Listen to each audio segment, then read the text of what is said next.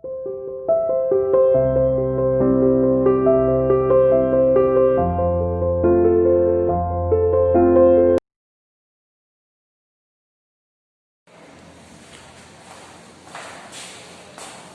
to CI International School online classes. Today we are continuing the numericals of Faraday's first law. As you know, in our last lecture, I completed the numerical of Q बराबर NF, not Q बराबर IT. Is that clear? चलिए, तो हमने मतलब केवल इतने numerical कराए थे बेटा, जिसमें हम केवल Q बराबर NF फॉर्मूले के numericals को यूज कर पा रहे हैं. आज हमारा फोकस किस चीज पर है बेटा कि हम एम्पियर कितने एम्पियर की करंट कितने टाइम तक पास करेंगे और उससे कितने ग्राम मेटल डिपॉजिट होगी. हमने इस टाइप के न्यूमेरिकल्स, एक इजी न्यूमेरिकल है, एक उससे थोड़ा सा अपग्रेड. Is that clear? चलिए अब देखिए मैं फर्स्ट न्यूमेरिकल करना स्टार्ट करता हूं और उसमें क्या चीज गिवन है और क्या नहीं तो उससे पहले देखते हैं. पहले कह रहा है how many grams of the chlorine can be produce, मतलब मास ऑफ द क्लोरीन आपको बताना है. तो हम पहले जाते हैं सॉल्यूशन नंबर 1. आपको बेटा मास ऑफ क्लोरीन गैस जो लिबरेट होगी उसका बताना है. वो मास किसमें बेटा? ग्राम्स में. Is it clear? और इससे होगा by the electrolysis of molten NaCl. मतलब बेटा देखो आपको इलेक्ट्रोलाइसिस से अगर क्लियर हो, हमारे पास जैसे 2 इलेक्ट्रोड्स होते हैं अपने बैटरी से कनेक्ट किए, ठीक है. इसमें हमने मोल्टन NaCl लिया. मोल्टन का मतलब समझते हो मेल्ट हुआ, जिसमें केवल Na आयन और Cl आयन है. तो Cl आयन जो जाएंगे बेटा किस पे जाएंगे? पॉजिटिव इलेक्ट्रोड पे जाएंगे, वहां जाके न्यूट्रल हो जाएंगे. Is it clear? तो सबसे पहले आप इसकी इक्वेशन तो बनाइए और ये जो गिवन है वो लिख लेते हैं विद द करंट ऑफ, और आपके पास होता है जो I की वैल्यू है ना, करंट की जो वैल्यू है मतलब वो आपको कितने दे रखी है? 1 एम्पियर. और टाइम जो आपको दे रखा है बेटा 15 मिनट्स, जिसको मैं लिख सकता हूं 15 into 60, मतलब t इक्वल टू आपका बना 900 सेकंड. ओके, 15 से 90 900 सेकंड. तो आपके पास T गिवन है, आपको I गिवन है, आपको क्लोरीन बतानी है. अब आप सोचिए पहले आप इसकी इक्वेशन तो आपके पास एक तरह का चार्ज देते हैं Q बराबर IT.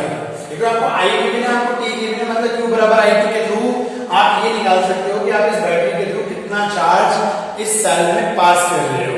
Is that clear? अब हमें दूसरा वाला निकालना है कि कितना चार्ज जो कितने ग्राम क्लोरीन के लिए रिक्वायर्ड है. वो वैसे निकलेगा Q बराबर NF, मतलब उसमें हमारी रिएक्शन काम आती है.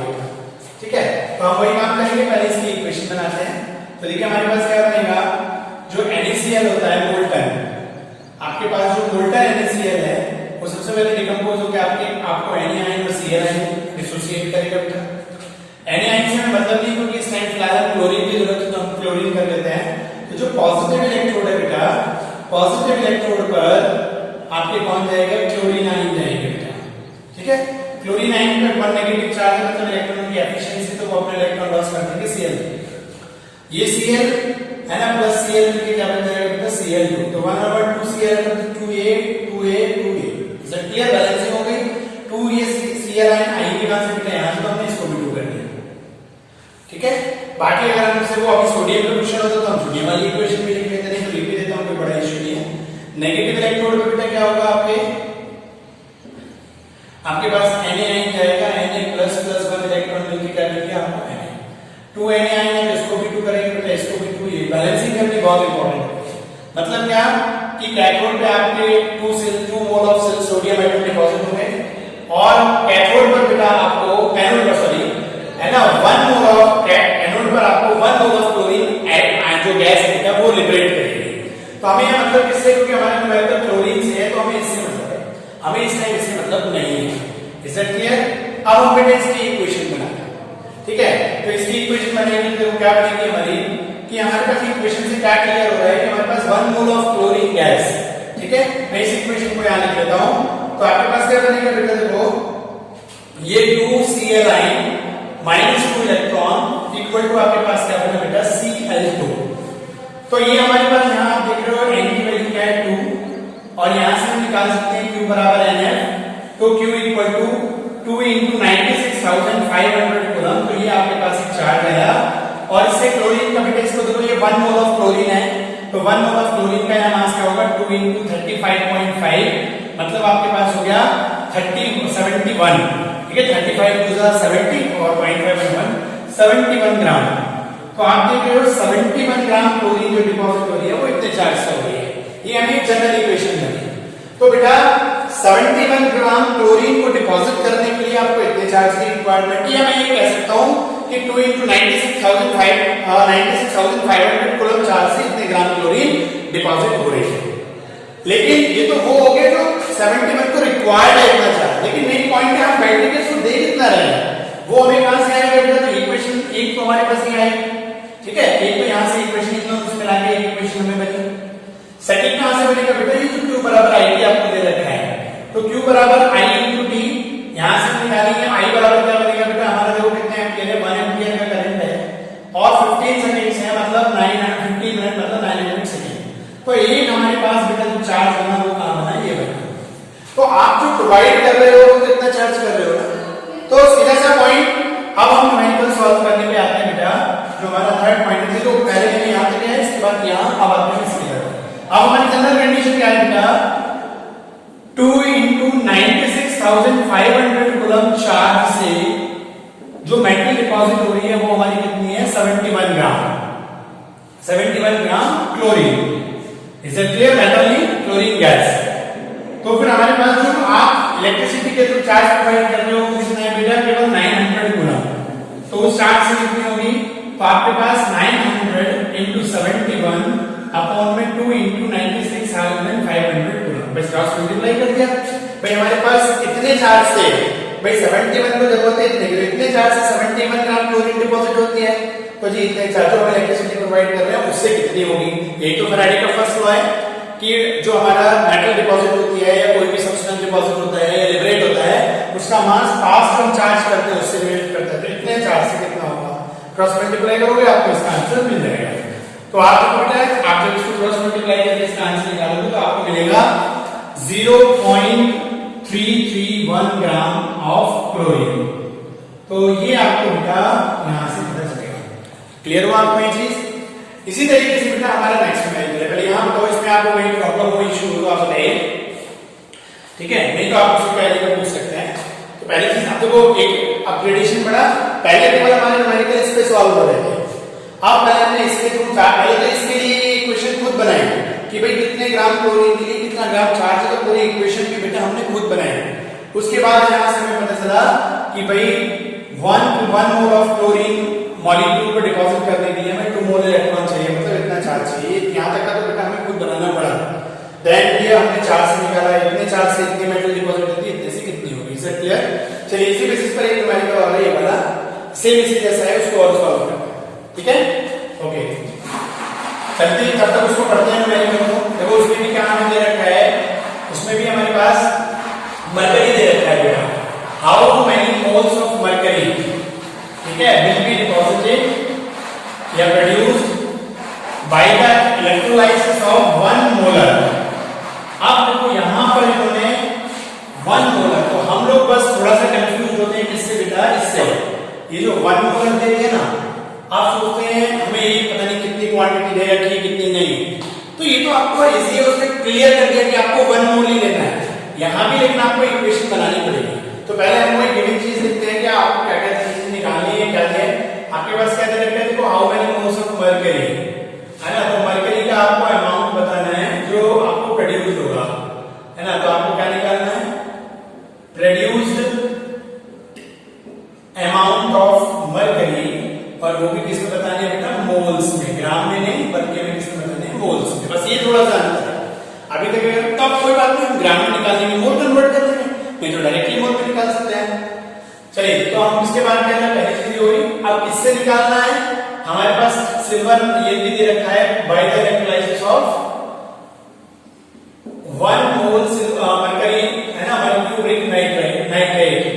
तो ये बेटा ये भी हमने क्या दे रखा है? 1 मोलर, ठीक है। ये हमारे पास क्या है? 1 मोलर सॉल्यूशन है।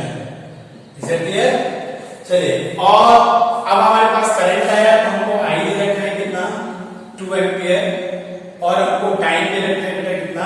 3 आवर्स। ये आपको कन्वर्ट करना पड़ेगा।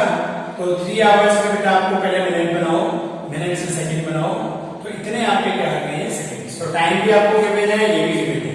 तो सिंपल चीज, पहले आप सबसे पहले बेटा यहीं से आप एक चीज तो वही निकाल लीजिए, आपके आपके पास क्या दे रखे हैं, Q बराबर I इंटू टी, तो इसके थ्रू आपको एम्पियर 2 हो गया और आपको 3 इंटू 60 इंटू 60। तो आपके पास ये तो वो चार्ज हो गया जो आप एक्सटर्नल प्रोवाइड कर रहे हो, ठीक है, by the passing of electricity. आप जब उसकी इलेक्ट्रिसिटी से बेटा ये डिसोसिएट होगा तो अब इसकी इक्वेशन बनाओ आप, तो आपके पास क्या बनेगा, देखो सिल्वर सॉरी मर्क्यूरिक नाइट्रेट आपके पास है, जब इलेक्ट्रोलाइसिस करेंगे तो आपको क्या देगा, ये मरकरी आयन देगा और एक आपको नाइट्रेट आयन देगा। इसको आप बैलेंस करो, Hg1 नाइट्रेट 2 हो गए, इज इट क्लियर। तो इसकी वैल्यू 2 है, वो आगे नाइट्रेट की बात होती है 1। बैलेंसिंग भी क्लियर हो, लेकिन हमें मरकरी नहीं चाहिए, हमें क्या चाहिए, मरकरी आयन नहीं चाहिए, हमें तो मरकरी चाहिए बेटा। तो इसको न्यूट्रल करो आप, तो ये आपके पास क्या बन गया, ये।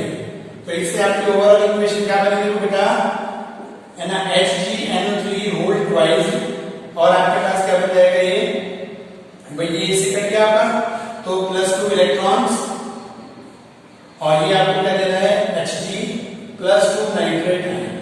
ये इक्वेशन बनी। तो यहां से अगर आप देखो बेटा इसके थ्रू अब हमें यहां से क्या पता चल गया, जो n की वैल्यू है वो आपके पास क्या आ गई 2। तो आप यहां से चार्ज निकाल सकते हो, और यहां से एक चीज और मरकरी।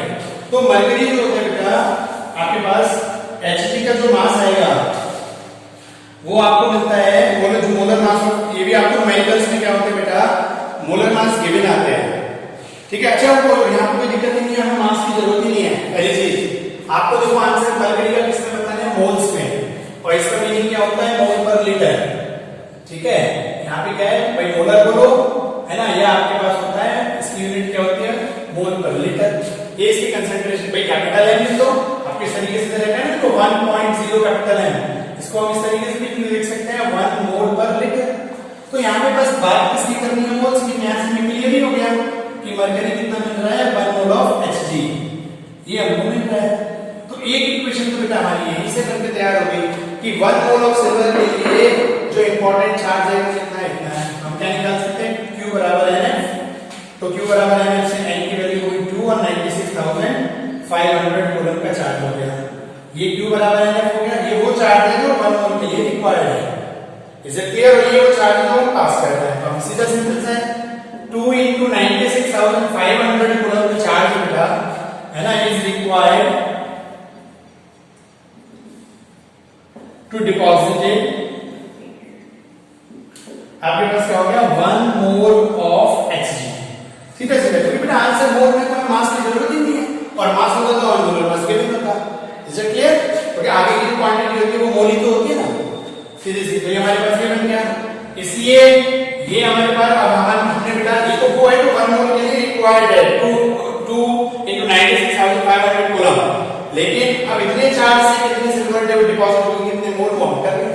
तो ये क्या होगा हमारे पास 2 into 3 into 60 into 60, इतने कूलम चार्ज से, है ना, ये कितनी रिक्वायर्ड होगी, क्रॉस मल्टीप्लाई करो तो आपके पास मिल जाएगा 2 into 3 into 60 into 60, है ना, और अपॉन में क्या आ गया बेटा आपके पास 2 into 96,500 coulomb, is it clear. 2 से 2 आप बाकी और भी सॉल्व करेंगे तो इस तरीके से आपको यहाँ पे आंसर मिलेगा 0.112 मोल ऑफ Hg। तो यहां से जो आपकी डिपॉजिटिंग होगी बेटा सिल्वर की, वो कितनी होगी, इतने मोल्स की होगी। Clear point. तो इस तरीके से आपने देखा, मैंने आपको न्यूमेरिकल करा दिया कहां तक के बेटा, इन दोनों फॉर्मूले। क्लियर है। अब ये हमारे पास न्यूमेरिकल है, तो अब वो ये आप चाहे इसको यूज करो चाहे इसको यूज करो, मैंने इसको यूज नहीं किया, मैंने इसकी जगह इन 2 फॉर्मूले, क्योंकि ये बहुत आसान हो जाता है। तो एक हमारे पास क्या है, कितना एक्शनल चार्ज हम प्रोवाइड कर रहे हैं वो Q बराबर है, किसी निकाल लिया।